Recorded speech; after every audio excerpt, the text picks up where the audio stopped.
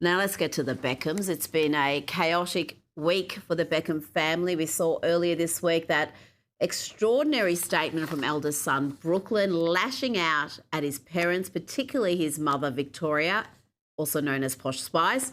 Kinsey, David and Victoria Beckham would be gutted naturally, but sources are saying they're blaming Nicola, their son's wife, not him, and they're only going to speak to him if he splits from her.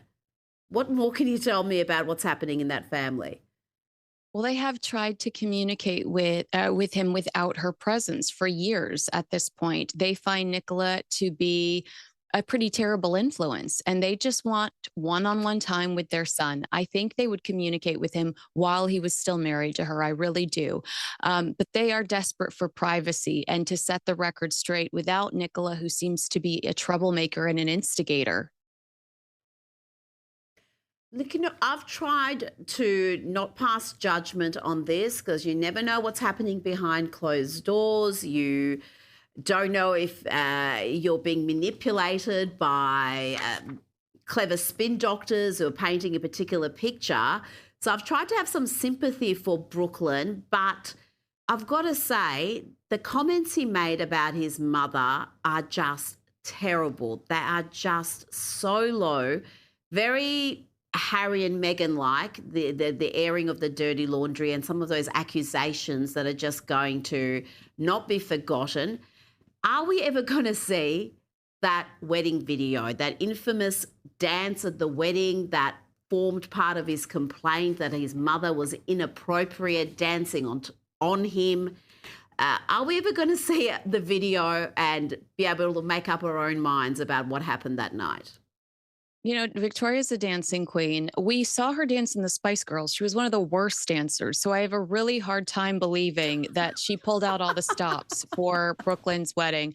But two things can be true. Brooklyn Oh, can expect no. more emotionally from his parents, and the way he's expressing that publicly can be toxic. And according to page six, Brooklyn and Nicola had allegedly reached a point of frustration with reading things that weren't true.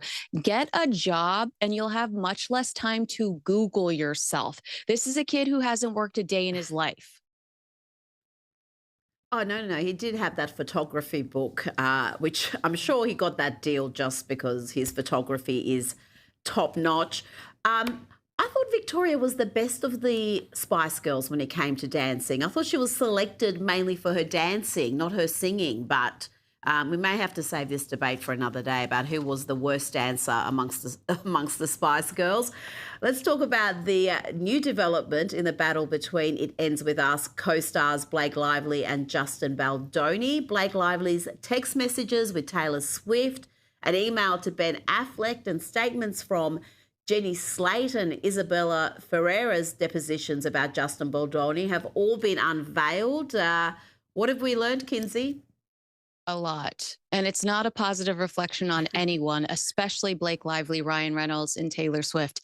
Taylor Swift calls Justin Baldoni the B word in these text messages between her and Blake Lively. And Mm. one of the reasons why people care about this is A, Taylor was like, I had nothing to do with this. I'm not involved publicly. And B, remember when she talked about just desperate for sympathy, public sympathy, and talked about how when Kanye called her the B word, how traumatizing that was for her. And then she goes and does the same thing to Mm. Justin Baldoni. But, you know, Blake and Ryan sliding into the inboxes of A-listers en masse with derogatory portrayals of Justin arguably caused greater reputational harm than Baldoni's team allegedly amplifying a TikToker or two. I think we all walk away hating all of these people, and I think they're going to regret this case at the end of the day. No one comes out of this looking particularly good, do they?